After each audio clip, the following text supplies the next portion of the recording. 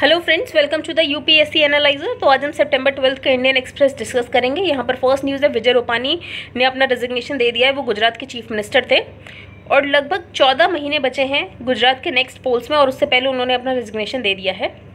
रूपानी's resignation came with more than 14 months to go for a second term as CM. इससे एक समझ ये बात आती है, जैसे 2016 में आनंदीबेन पटेल ने भी अपना रेजिग्नेशन दे दिया था, उसके बाद विजय रूपानी को चीफ मिनिस्टर बनाया गया था, और वो भी जस्ट इलेक्शन के कुछ टाइम पहले हुआ था, और ये वाला रेजिग्नेशन भी इलेक्शन के कुछ टाइम पहले ही हुआ है। अब आनंदीबेन पटेल इसलिए फायर में आ गई थी क्योंकि उस समय पट्टीदार कम्युनिटी जो है गुजरात में, उनके द्वारा एजिटेशन हो रहा था, उनको रिजर्वेशन चाहिए था। टू मॉडिफाई पट्टीदार्स को मॉडिफाई करने के लिए आनंदीबेन गवर्नमेंट ने अनाउंस भी कर दिया था कि 10% रिजर्वेशन होगा for the economically backward class in the general category. लेकिन ये अनाउंसमेंट फिर रूपानी गवर्नमेंट की तरफ से आई थी, तो ये स्नब की तरह देखा गया था टू द आनंदीबेन पटेल। अब हम नेक्स्ट न्यूज़ पर चलते हैं। Cancellation of Indira Gandhi election judgment of courage CJI. तो यहाँ पर chief justice of India N V Ramana ने ये बात बोली है, जो 1975 में इलाहाबाद हाई कोर्ट ने जजमेंट दिया था और श्रीमती इंदिरा गांधी का जो इलेक्शन था उसे अनकॉन्स्टिट्यूशनल और वॉइड डिक्लेयर कर दिया था इस बेसिस पे, क्योंकि उस इलेक्शन में मैल प्रैक्टिसेस की गई थी। और ये भी माना जाता है उसके बाद जो इमरजेंसी लगाई गई थी वो इस जजमेंट का ही डायरेक्ट रिजल्ट था कि इमरजेंसी लगाई गई थी। तो ये काफ़ी करेजियस जजमेंट था। हम आगे चलते हैं। इंडिया और ऑस्ट्रेलिया की 2+2 मीटिंग चल रही है। तो यहाँ पर दोनों कंट्रीज ने बोला है, तो echoing India's concern visiting Australian foreign minister Marise Payne said Saturday we share very strong interest in ensuring that जो अफगानिस्तान है वो फिर से कहीं सेफ हेवन ना बन जाए for the training of terrorist, और ये अबाइडिंग कंसर्न है इंटरनेशनल कम्युनिटी का। External affairs minister S Jaishankar ने ये बात बोली, अफगानिस्तान कोशिश करे कि उसकी सॉइल यूज ना हो किसी भी तरीके से किसी के द्वारा भी टेररिज्म के लिए। तो 2+2 मीटिंग चल रही है डिफेंस मिनिस्टर और फॉरेन मिनिस्टर्स में, और यहाँ पर जो अफगानिस्तान में ह्यूमन राइट्स वॉल्यूशन हो रहा है उसके भी कंसर्न की बात की गई। यूएन सिक्योरिटी काउंसिल में भी अफगानिस्तान को लेकर एक रेजोल्यूशन पास हुआ। उस रेजोल्यूशन का नंबर था 2593। इंडिया की प्रेसिडेंसी के अंदर ही वो रेजोल्यूशन पास हुआ। अब हम आगे चलते हैं। यहाँ पर कोई इंपॉर्टेंट न्यूज़ नहीं है। यहाँ पर बस ये है कि कुछ पेंटिंग्स हैं जो एग्जीबिशन में लगाई गई हैं, और ये पेंटिंग्स 18th सेंचुरी इंडिया में बनी थी।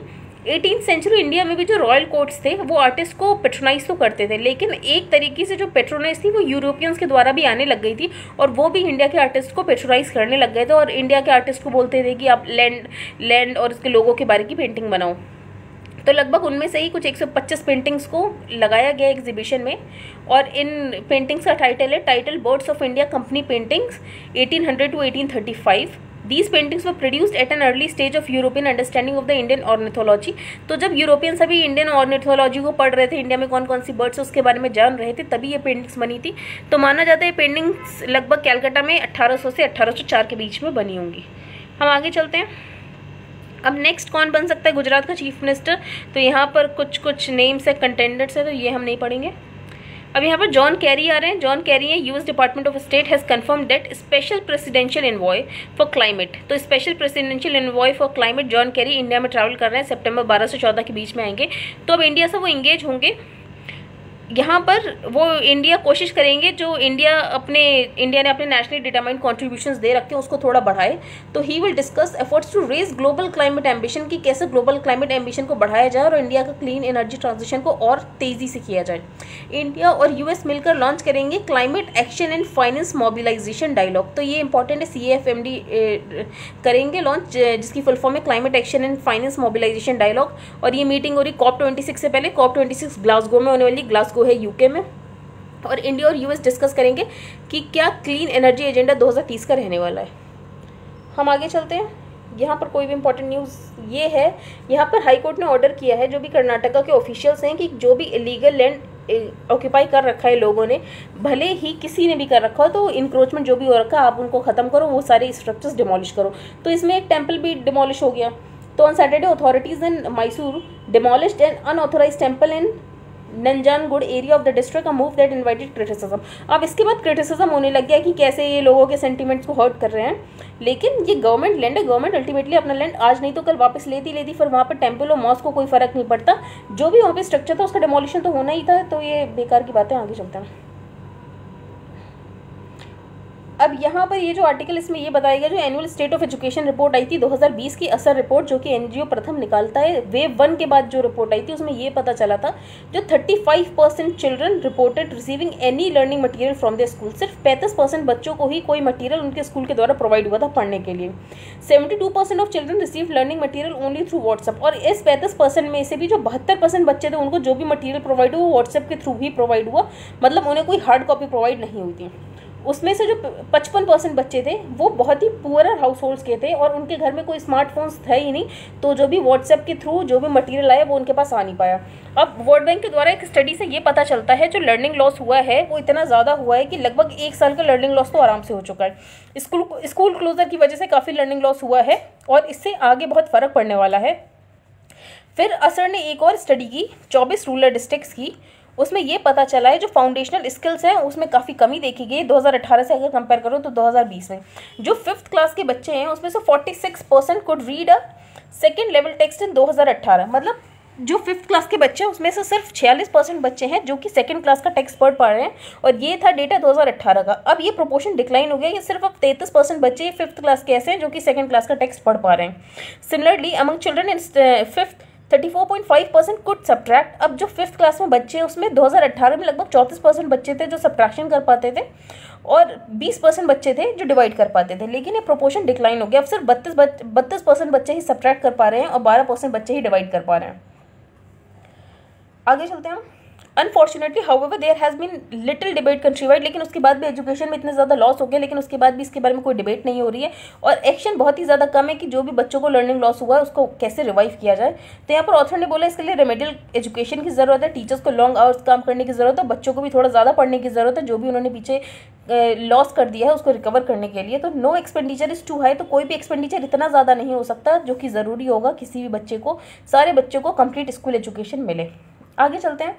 यहाँ पर अब प्राइम मिनिस्टर मोदी का बर्थडे है तो इन्होंने ये एक कैंपेन शुरू किया है कि हम थैंक यू मोदी जी करेंगे। उसमें 14 करोड़ बैग्स डिस्ट्रीब्यूट करेंगे जिसमें मोदी जी की फोटो बनी होगी, फिर 5 करोड़ पोस्ट कार्ड्स होंगे जिसमें थैंक यू मोदी जी होगा। यहाँ पर आर्टिकल में ऑथर ने सबसे पहले ये बात बोली है, हमारे यहाँ जो हाइपर नेशनलिज्म है, हाइपर नेशनलिज्म तभी तक चलता है कि आप मुस्लिम को ट्रेटर्स बोल सकते हो जब तक इकॉनमी सही चल रही है, लोगों के पेट में अगर सुबह शाम खाना जा रहा है तभी वो इन सारी चीज़ों को सुनते हैं, वरना फिर वो लोग क्या होते हैं, वो लोग रिबेल करने लगते हैं। तो rabid hyper nationalism that relies in branding Muslims as traitors works when the economy is doing well. ये सब तब चलता है जब इकॉनमी अच्छा चल रही हो और लाइफ आसान हो। राइट नाउ अभी का देखो तो लाइफ बहुत मुश्किल, अनएम्प्लॉयमेंट है, मोस्ट पोल्स को देखो तो जो यूथ है उसमें काफ़ी ज़्यादा जो बेरोजगारी वो बहुत ज़्यादा बढ़ गई। तो यहाँ पर सबसे मेन मुद्दा हो गया कि जैसे फूड और फ्यूल नहीं मिल रहा है लोगों को एम्प्लॉयमेंट नहीं मिल रहा है, तो ये जो हाइपर नेशनलिज्म है ये खत्म हो जाता है जब लोगों की इकॉनमी अच्छी नहीं चल रही होती। तो how is this going to happen when major Indian companies, अब ऑथर ने बोला है ये जो चल रहा है इकॉनमी अच्छी कैसे चल पाएगी, जो मेजर इंडियन कंपनीज है उनको तो एंटी नेशनल बोला जाता है। फॉर एग्जाम्पल इन्फोसिस को एंटी नेशनल बोला जा रहा था। अभी कॉमर्स मिनिस्ट्री ने टाटा ग्रुप को ये बात बोली कि वो अपने इंटरेस्ट को ऊपर रखते हैं above the national interest. Then last week RSS mouthpiece Panchjanya ने ये बोल दिया ये जो फोर्सेज है ये डेलिबरेटली कोशिश कर रही है इंडियन इकोनॉमी को डिस्टेबलाइज करने की। एक सर्वे रिलीज हुआ था लास्ट वीक जिसका नाम था locked out emergency report on school education. उसमें ये पता चला था जो 75% 1400 चिल्ड्रन है उन्होंने लगभग जो उनकी रीडिंग एबिलिटीज़ उसमें पास्ट 18 मंथ्स में डिक्लाइन देखने को मिला है। आगे चलते हैं। ये हम नहीं डिस्कस करेंगे अमरुल्ला साले के बारे में कि उनकी लाइफ कैसी रही है। अब नीपा वायरस की कोई भी वैक्सीन और मेडिसिन नहीं होती, सिर्फ एक सपोर्टिव थेरेपी होती है। तो ये आपको पता होना चाहिए नीपा वायरस की कोई भी वैक्सीन या फिर कोई भी ड्रग नहीं होती। अब यूएस से जो भी लोग आ रहे थे, यूएस में जो भी लोग आ रहे थे, जो भी अफगान थे, तो अफगान का इवैक्यूएशन रोक दिया गया क्योंकि उनमें मीजल्स पाए गए हैं। तो Biden administration halted flights carrying Afghan evacuees to the US from military base overseas after discovering a few of the new arrivals had measles। तो अब फिर से उनको वहीं पे स्ट्रैंडेड रहना पड़ रहा है क्योंकि अब फ्लाइट्स रोक दी गई हैं। अब US post missile defences in Saudi Arabia. तो अभी जो यमन है, यमन में जो हौदी रेबल्स है वो अटैक कर रहे थे सऊदी अरेबिया में, उसके बाद भी क्या किया यूएस ने अपने missile defence system Saudi Arabia से रिमूव कर दिए। तो US has removed its most advance missile defence system and प्रिश्योर batteries from Saudi Arabia in recent weeks. जबकि किंगडम जो सऊदी अरेबिया के किंगडम है उसके ऊपर लगातार यमन हौदी रेबल्स के द्वारा अटैक हो रहे हैं। तो इससे ये पता चलता है अब मिडिल ईस्ट के कंट्रीज को ऐसा डर होने लग गया कहीं ऐसा तो नहीं यूएस ऐसे बीच में छोड़ के चला जाएगा, क्योंकि अफगानिस्तान में भी यूएस ने ऐसा ही किया। तो perception whether or not they are rooted in a cold reality and the perception is very clear कि यूएस अब उतना कमिटेड नहीं है गल्फ को लेकर जैसे पहले हुआ करता था और ऐसे लोग भी उनके कंसिडर कर रहे हैं। ये खैर इंपॉर्टेंट नहीं है, पर यहाँ पर एक शाइनिंग पाथ की बात की गई। शाइनिंग पाथ एक violent reordering of the society की बात की गई थी, जिसमें अगर कोई भी सोसाइटी अर्बन में ट्रांसफॉर्म होती है तो उसके साथ कुछ वॉइसेस भी आते हैं, तो उन वॉइसेस को रिमूव करने की बात की गई थी। तो shining path advocated a violent reordering of society Awez from the voices of urban life. मतलब ये मानते थे जो इनका कंट्री है वो गाँव में ही बसना चाहिए। तो ये उसके लीडर होंगे, इनकी डेथ हो गई। तो Abimael Guzman the founder and leader of the Shining Path guerrilla movement, जिन्होंने पूरा टेरर फैला रखा था पेरू में 1980 और 90 के दशक में, अब इनकी मृत्यु हो चुकी है। लगभग ये 86 साल के थे। अब यहाँ पर व्हाट्सएप जो है वो लेकर आया इंक्रिप्शन फैसिलिटी, जो क्लाउड सर्विसेज होते हैं उसके लिए भी। फॉर एग्जांपल आपने देखा होगा व्हाट्सएप ये फैसिलिटी देता है कि अपनी आप चैट्स बैकअप कर सकते हो क्लाउड पर, लेकिन अगर आप क्लाउड पर अपनी चैट्स बैकअप कर रहे होगे तो वहाँ पर इंक्रिप्शन नहीं होगा, कोई भी थर्ड पार्टी उसे एक्सेस कर सकती है। लेकिन अब क्लाउड्स पर भी जो इंक्रिप्शन फैसिलिटी प्रोवाइड करेगा व्हाट्सएप। तो Facebook own messaging platform WhatsApp is introduce end to end encryption for backups of chat that its user take on cloud services such as Google Drive और Apple iCloud. तो कहीं भी अगर आप cloud services पे backup ले रहे हो व्हाट्सएप चैट की, तो वहाँ पर भी अब इंक्रिप्शन होगा। तो मैनी यूजर्स जो व्हाट्सएप के होते हैं वो क्या करते हैं, अपने चैट्स का बैकअप ले लेते हैं, जिसमें टेक्स्ट मैसेजेस, फोटोज, वीडियो सब कुछ होता है। तो while WhatsApp chat service is end to end encrypted, WhatsApp की chat service to end encrypted होती है, लेकिन जो क्लाउड पार्टनर होता है उस पर डिपेंड कर रहा था कि गूगल ड्राइव और आई क्लाउड है, वहाँ पर जब लोग बैकअप लेते थे तो वहाँ पर एंड टू एंड इनक्रिप्शन नहीं होता था। लेकिन अब फाइनली वहाँ पर भी एंड टू एंड इनक्रिप्शन हो सकेगा। अब पिछले कुछ टाइम से एडिबल ऑयल के प्राइसेस बढ़े हुए थे, तो गवर्नमेंट ने डिसाइड कर लिया कि अब हम कस्टम ड्यूटीज उस पर कट करेंगे। तो government has slashed base custom duties on palm oil, soya oil and sunflower oil to ease elevated prices of edible oil. तो अभी कुछ आने वाले समय में एडिबल ऑयल के प्राइसेस कम देखने को मिल सकते हैं, क्योंकि गवर्नमेंट कस्टम ड्यूटी रिड्यूस कर रही है। अब स्टेबल कॉइन्स क्या होते हैं, तो ये क्रिप्टो करेंसी में ही एक स्टेबल कॉइन्स की कैटेगरी होती है, जिसको पैक किया जाता है टू द ट्रेडिशनल करेंसी। तो a rapidly growing type of crypto currencies the value of which is pegged to traditional currencies. वैसे जैसे बिटकॉइन होता है वो पैक्ड नहीं होता है किसी अगेंस्ट द ट्रेडिशनल करेंसी, लेकिन स्टेबल कॉइन्स जो होते हैं वो ट्रेडिशनल करेंसी के अगेंस्ट पैक्ड होते हैं। अब यूएस कोशिश कर रहा है कि इसके लिए कुछ रेगुलेटरी अप्रूवल लेकर आए, क्योंकि जो क्रिप्टो करेंसीज है उनको रेगुलेशन करने के लिए कुछ भी लॉ नहीं है। तो आई होप आपको आज का न्यूज़पेपर समझ आया। If you like the video then please like, share and subscribe. Thank you and have a nice day.